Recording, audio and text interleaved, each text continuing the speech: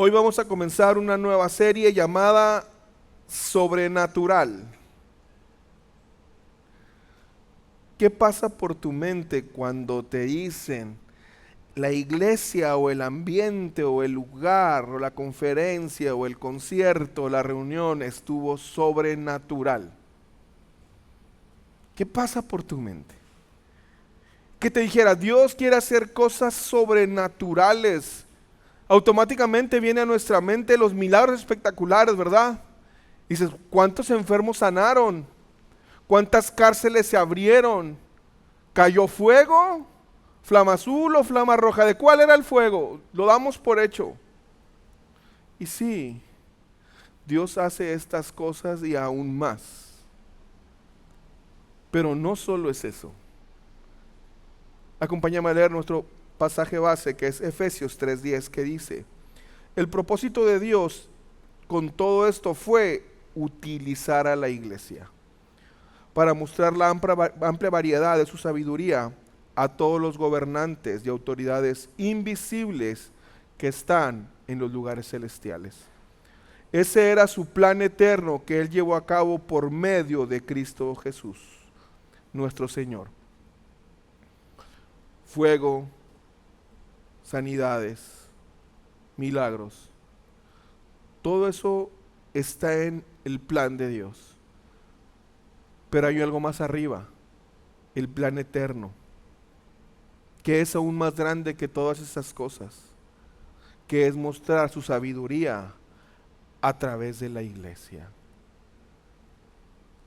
¿Quieres saber lo que es sobrenatural? Es un matrimonio restaurado. Eso es sobrenatural. Jóvenes diciendo que no al mundo. Eso es sobrenatural. Voluntarios como los de esta iglesia, donde únicamente servimos el 20% de adultos y le servimos al otro 80%, que están aquí sin recibir un sueldo, sin recibir una paga.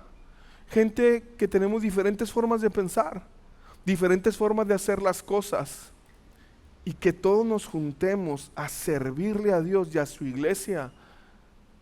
Eso es sobrenatural. Un edificio sostenido por la generosidad de algunos pocos, porque la mayoría de nosotros no aportamos. Eso es sobrenatural. Lo sobrenatural no es solo lo que Dios hace espectacularmente, sino lo que hace permanentemente en nosotros. Y el libro de los Hechos nos muestra dónde empezó todo. El nacimiento de una comunidad sobrenatural, la iglesia. Pero, ¿cómo debemos tú y yo estudiar el libro de Hechos? Podemos aplicarlo para toda la Biblia, pero específicamente hoy hablaremos de Hechos. Que quiero decirte que el libro de Hechos es un libro catalogado como histórico. Debemos estudiar el libro de Hechos no como eruditos fríos. Hechos no es un examen de historia, ni es una materia en la universidad. No estamos aquí para memorizar fechas, nombres de ciudades o detalles técnicos.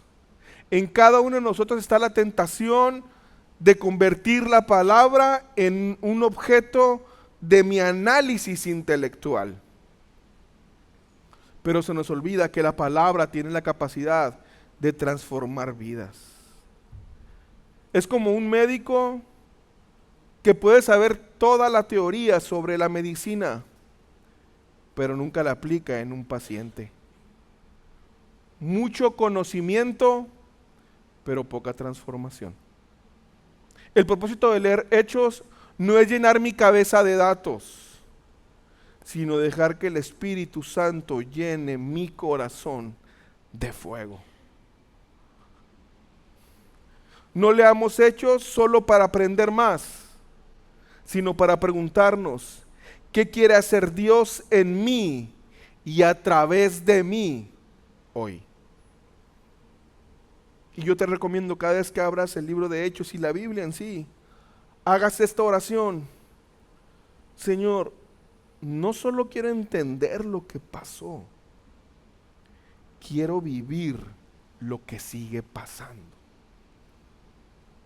Tampoco nos acerquemos al libro de Hechos como admiradores casuales. Hay quienes la Biblia solo la ven como una visita a un museo, como si fuera a pararse de frente a una pintura y decir, wow, qué interesante. Me tomo una foto, comparto el versículo a Instagram, pero es todo. Nada más lo vemos, lo admiramos como si fuéramos a un museo. Porque así son los admiradores casuales, curiosos, pero no comprometidos. Tú puedes darte cuenta cuando alguien simplemente no ha entendido y su etapa de madurez de cómo va a leer la Biblia, porque ¿sabes qué quiere leer primero? Apocalipsis. No vas a entender nada, papito, ni yo lo entiendo. Lo vemos, sí está interesante, pero luego, ¿no? Sí, con más chile, por favor. Casuales.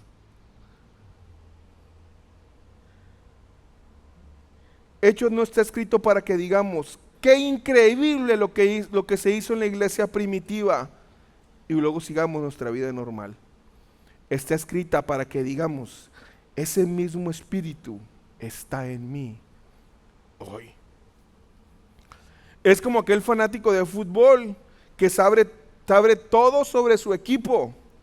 Compra la camiseta, grita en el estadio, pero nunca se mete a la cancha. Sabe, admira, pero nunca participa. Es cuando a mí me dicen, ganamos. ¿Con qué número jugabas? Yo no te vi. Sabemos, participamos, opinamos, pero nunca nos metemos a la cancha. Hechos no es para admirar, es para imitar. No leamos Hechos como un espectador, sino como un protagonista. Y pregúntate, ¿qué parte de esta historia me toca continuar a mí? Acerquémonos como soldados comprometidos. Un buen soldado, y te vas a dar cuenta que será un buen general, es aquel que estudia la historia para aprender cómo ganar las batallas el día de hoy. Es el que dice cómo le hicieron a alguien que tenía mis mismas características en mi mismo entorno, que tenía los mismos miedos, que tenía las mismas dificultades, cómo lo hizo para vencer su batalla, para saber cómo puedo vencer mi batalla el día de hoy. Nosotros leemos Hechos para entender que la misión de la iglesia sigue en pie. Leemos Hechos para entender que lo que se empezó ahí hoy sigue caminando y que yo tengo un plan y un propósito de acuerdo a ese plan. Hechos termina abruptamente en el capítulo 28.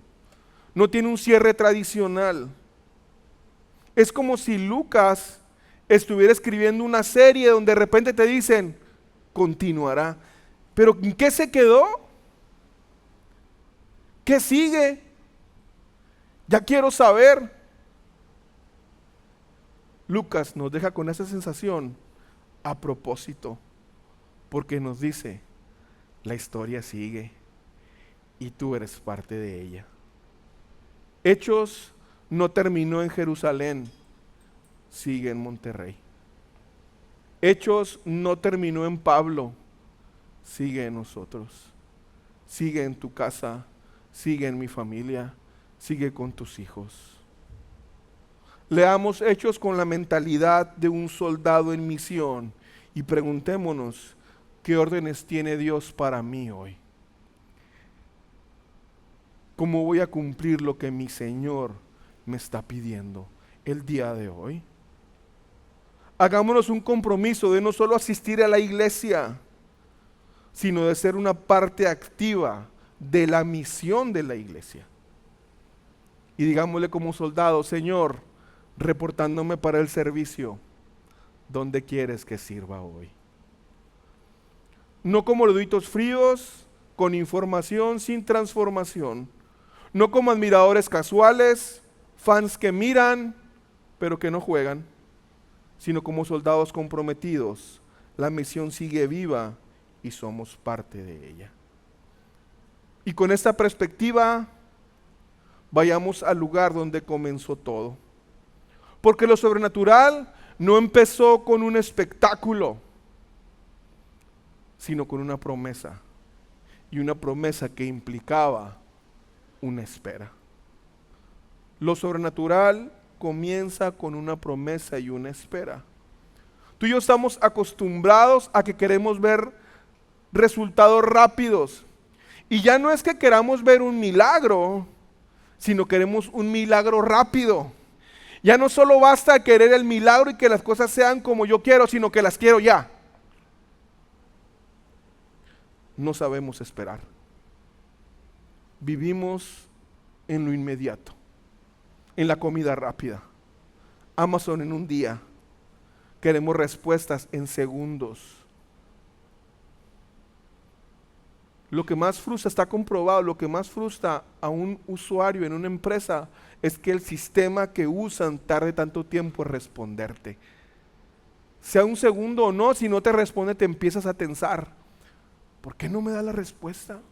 Mandas un mensaje en WhatsApp y dices, ¿por qué no aparece la palomita azul? ¿Por qué no dice que ya recibió? ¿Por qué no me contesta? Queremos saber las cosas ya. Pero se nos olvida que Dios no se mueve por prisa, sino por propósito. Acompáñame a leer Hechos 1, versículo 4, donde comenzó todo.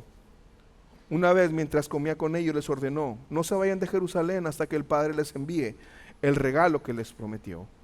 Tal como les dije antes, Juan bautizaba con agua, pero en unos cuantos días ustedes serán bautizados con el Espíritu Santo. Versículo 14.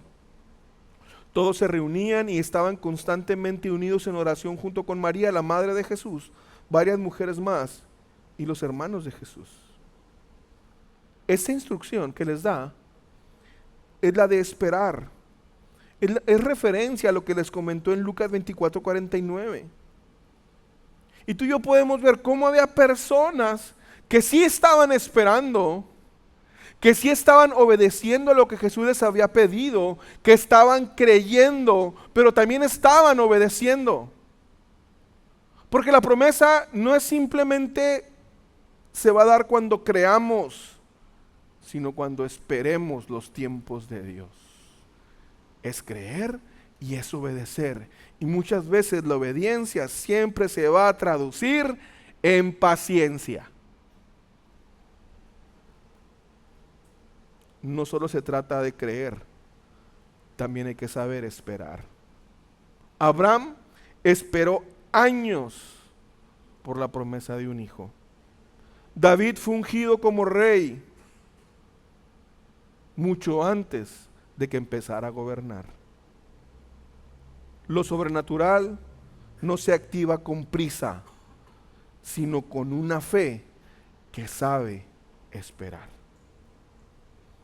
Y cuando ellos esperaron, cuando se decidieron a obedecer a lo que Jesús les había pedido, y en esa espera es donde algo sucedió.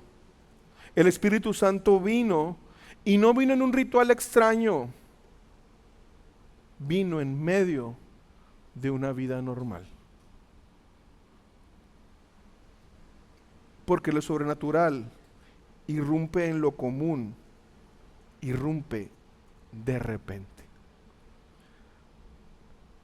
Para mí, aunque usted no lo crea, que vengo de un contexto pentecostal. Sí, yo era pentecostal.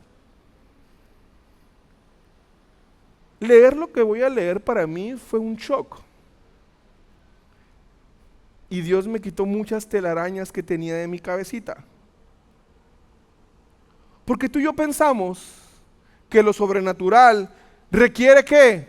Ambientes místicos, rituales especiales, palabras rimbombantes, promesas wow. ¿Tengo que sentir algo extraordinario? Si yo no siento nada, si no estoy viendo nada, quiere decir que Dios no está obrando. Entonces cuando vemos nuestra vida normal, cuando no pasa nada extraordinario de lo que yo creo que debe de pasar, decimos, es que Dios ya no está conmigo. Es que allá sí, ve todo lo que pasa en esa vida, ve todo lo que pasa en esa iglesia, que no estoy diciendo que sea verdad o no, ese es otro tema en el que yo no me voy a meter. Cada quien rendirá cuentas a Dios. Pero es que en mi vida, en mi iglesia no pasa eso. Aquí no hacemos pactos. Aquí no. ¿No será que mi vida está mal? ¿No será que el Espíritu Santo no está? Porque estamos acostumbrados a cuando vemos mucho borullo, mucho relajo. Ahí está el Espíritu Santo. Velos. Yo era de esos. Cuando tú y yo no vemos un futuro claro, cuando todo parece plano, rutinario, aburrido, lo mismo, con cansancio, con desánimo, concluimos, aquí no va a pasar nada. Y esa narrativa apaga nuestra fe. Pero ¿qué crees? ¿Qué dice Hechos 2:1? El día de Pentecostés, todos los creyentes estaban reunidos en un mismo lugar. De repente, no lo estaban declarando, no lo estaban pactando, dice que de repente se oyó un ruido desde el cielo parecido al estruendo de un viento fuerte e impetuoso que llenó la casa. ¿Y cómo estaban ellos? ¿Cómo estaban? Sentados. En la vida diaria. No estaban en un trance loco. Estaban en un templo. No era un templo tampoco lleno de humo, de luces, ni un ritual extraño. Estaban sentados en la vida normal, en lo cotidiano, en el tráfico, en la educación de los hijos, haciendo cuentas de lo que viene. Ahí estaban, creyendo y obedeciendo. Y ahí vino el de repente. Así son muchos moveres de Dios inesperados. Cuando Abraham ya no veía futuro, Dios le dio la promesa de su hijo. Cuando Israel estaba entre el mar y la espada de Faraón, de repente se abrió el mar. Cuando Pablo y Silas estaban encadenados en prisión, de repente un terremoto abrió las puertas. Y así actúa Dios cuando menos lo esperas, cuando ya no ves salida, cuando el futuro parece cerrado, Él irrumpe. Pero quiero aclarar, tú y yo podemos ver una vida cansada, que no veamos el futuro, que no estemos ahí. ¿Qué es lo que va a definir si estoy en el camino? Si he creído y obedecido. Porque muchas podemos estar ahí, devastados, desanimados, pero es porque no hemos creído y porque no hemos desobedecido. Son dos cosas diferentes. Cuando crees y obedeces en la vida diaria, es cuando Dios puede irrumpir de repente. No necesitamos misticismo ni rituales. A veces pensamos que lo sobrenatural necesita atmósferas místicas, luces, música y emociones. No nos confundamos, aquí el humo y las luces son únicamente para crear atmósferas, ¿eh? No atraen a nadie, no, simplemente atmósfera nada más. Hechos nos recuerda que lo sobrenatural puede suceder en tu sala, en tu oficina, en el camión, en la cocina de tu casa. Porque el Espíritu Santo no necesita un escenario, necesita corazones disponibles. Estoy dispuesto que aquí donde estoy, bajo mis circunstancias, ¿estoy dispuesto a que Dios me use? Ah, eres un candidato al de repente de Dios.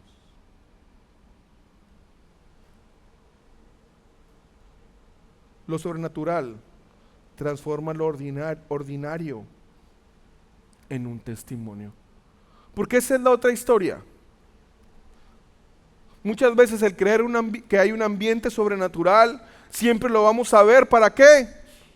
Para que me bendigan, para tener más unción, para que mi ministerio florezca. ¿Para qué Dios irrumpe en lo ordinario? Para dar testimonio. ¿De qué? Hechos 2:14. Entonces Pedro dio un paso adelante junto con los otros 11 apóstoles y gritaron a la multitud: escuchen con atención todos ustedes, compatriotas judíos y residentes de Jerusalén, no se equivoquen. El viento, el fuego, las lenguas fueron señales de que Dios estaba ahí, claro.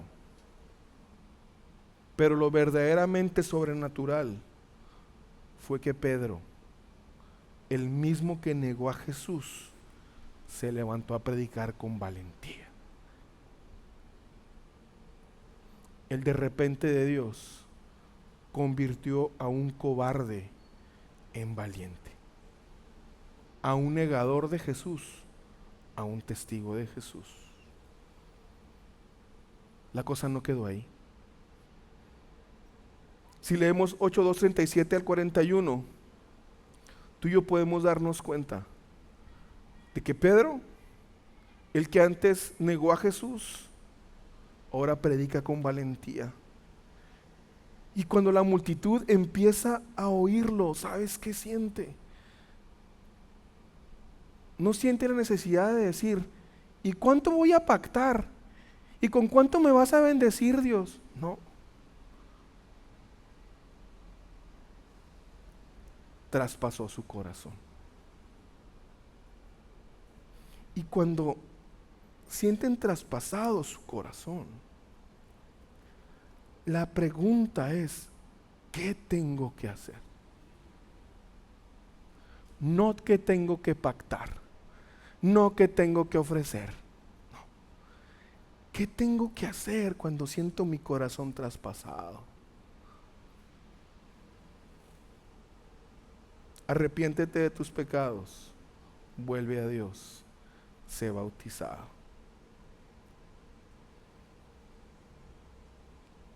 El milagro no fue solo el viento y las lenguas de fuego, sino miles arrepintiéndose, 3,000 recibiendo perdón, siendo bautizados y llenos del Espíritu Santo.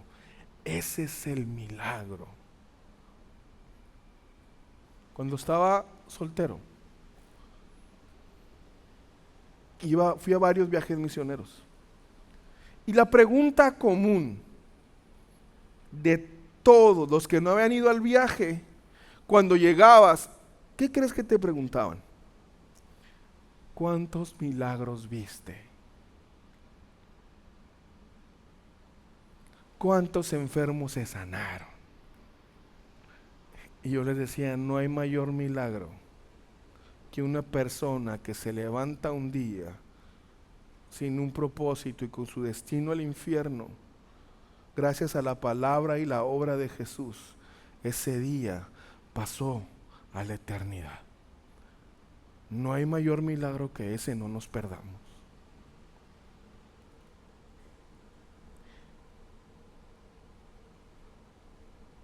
Ese es el verdadero milagro cotidiano.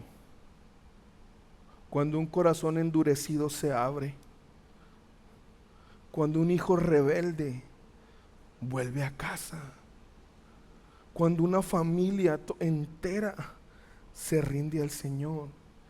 Ese es lo sobrenatural, familia. El poder sobrenatural no es para impresionar, no es para que vengan a verme, no. Vengan a ver a Jesús, vengan a buscar a Jesús, vengan a ver lo que Él está haciendo y lo que Él puede hacer. El poder no es para transformar, impresionar, es para transformar vidas comunes como la tuya y la mía en testigos valientes. Éxodo 32:27 nos dice: Moisés les dijo, esto dice el Señor, Dios de Israel, cuando uno de ustedes tome su espada, cada uno de ustedes tome su espada, recorre el campamento de un extremo al otro, maten a todos, incluso a sus hermanos, amigos y vecinos. Entonces los levitas obedecieron la orden de Moisés, y ese día murieron 3,000 personas. Este ejemplo nos dice lo que pasa en una vida, en una iglesia, en una persona, cuando no está el Espíritu Santo. En el Sinaí fue donde la ley mató. El pueblo hace un becerro de oro y se entrega a la idolatría. Como consecuencia, 3,000 murieron. La ley simplemente revela el pecado que hubo en ellos, pero no pudo darles vida. Así funciona la religión, las personas y las iglesias sin el Espíritu Santo. Muestran la falta, pero no ofrecen esperanza. La letra escrita en piedra termina en muerte, porque nunca transforma el corazón. En Pentecostés, cuando el Espíritu da vida, el Espíritu Santo desciende, y Pedro, que antes era temeroso, predica con poder, y hasta parece hecho de aldrede. En comparación, cuando el Espíritu Santo predica, 3,000 se convierten al Señor. El Espíritu hizo lo que la ley no pudo: transformar corazones. El verdadero milagro no fue el viento ni el fuego, sino miles de vidas cambiadas por la presencia del Espíritu Santo. Ese es el contraste de la letra contra el Espíritu, del que nos habla 2 Corintios 3:6. Él nos capacita para que seamos ministros de su nuevo pacto. Esto no es un pacto de leyes escritas, sino del Espíritu. El antiguo pacto escrito termina en muerte, pero de acuerdo con el nuevo pacto, el Espíritu da vida. En el Sinaí, la ley grabada en piedra produjo muerte. En Pentecostés, el Espíritu escrito en los corazones de las personas produjo vida. Y ese mismo Espíritu sobrenatural sigue obrando hoy. Porque lo sobrenatural no está en espectáculos, en el espectáculo de las señales, sino en la vida común transformada en testimonio vivo. En mi hogar, familia, no es solo simplemente desear que fuego caiga del cielo, es ver a un hijo reconciliándose con su padre. En mi matrimonio no se trata de quién habla más en lenguas, es hablar con perdón y respeto. En mi vida personal no es simplemente tener una visión mística, sino ser transformado diariamente por el Espíritu. Es dejar el enojo, el orgullo, la envidia y vivir con paz, amor y dominio propio. ¿Quieres que te lo compruebe? ¿Cuándo fue la última vez que en un día ni sentiste orgullo, ni te enojaste, ni tuviste envidia? ¿Verdad que eso sí es un milagro? Eso es sobrenatural. ¿Estás dispuesto a que Dios irrumpa en medio de tu vida común, sin necesidad de rituales, simplemente porque tu corazón está abierto? Y el resultado de ese movimiento fue que miles creyeron. Y lo sorprendente es que lo sobrenatural no se quedó en el evento espectacular, sino que transformó cómo vivían día a día. Porque lo sobrenatural se hace tangible en la comunidad, en la iglesia.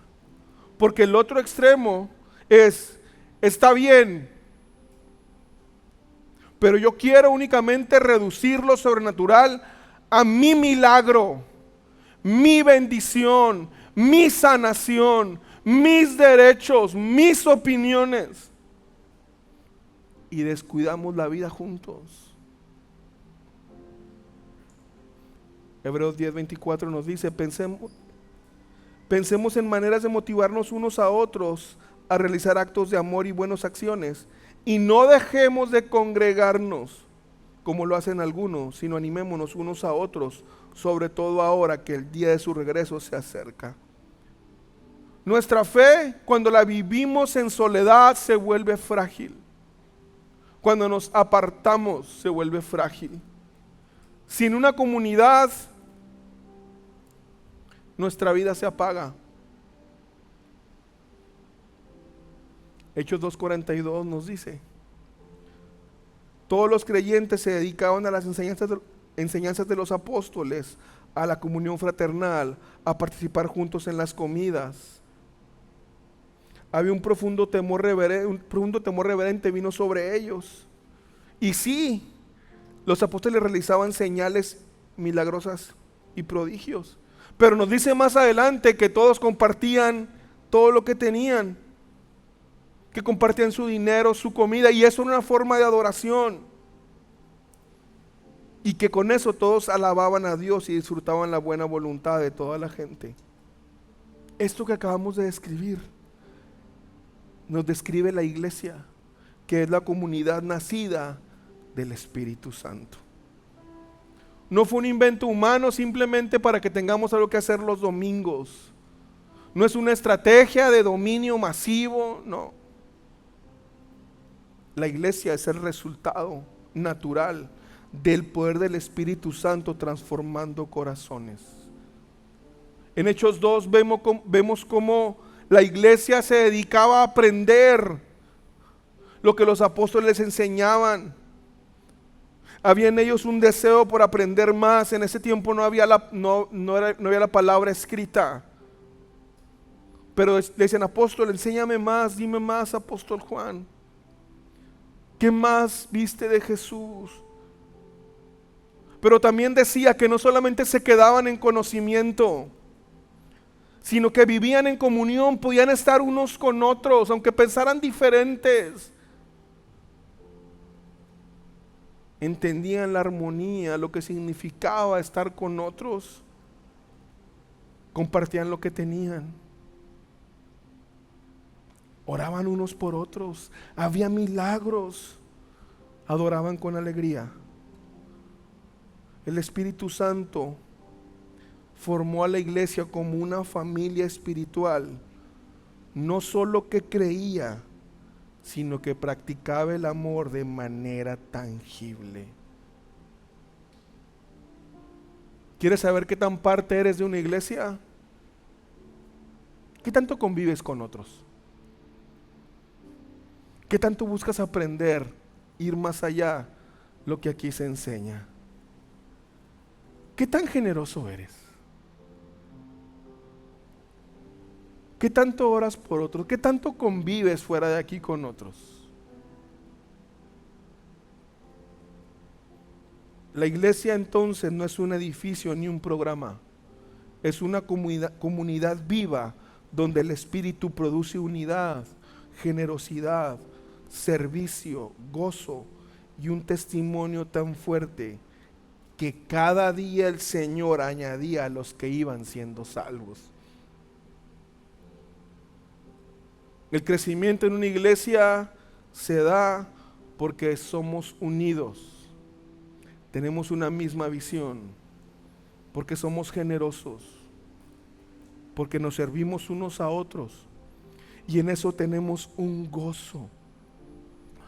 No lo hacemos simplemente por compromiso, porque nos gozamos en dar, en apoyar, en ayudar. Y eso es un testimonio tan fuerte que gente se une. Una comunidad que practica la enseñanza, la oración, la comunión, la generosidad y que tienen una misión en común es el mayor milagro visible en nuestra ciudad. El milagro más grande no está en las manos que sanan, sino en los corazones que aman. Iglesia, te motivo a que sirvas al menos 2 veces al mes a tu comunidad de fe. O sea, se llámese esta iglesia. Tu constancia es un milagro a un mundo egoísta. ¿Estás loco? ¿Ir a servir un domingo? Cuando yo quiero andar en la carretera, cuando quiero levantarme tarde. Sí, ese es el mayor milagro que puedas ver.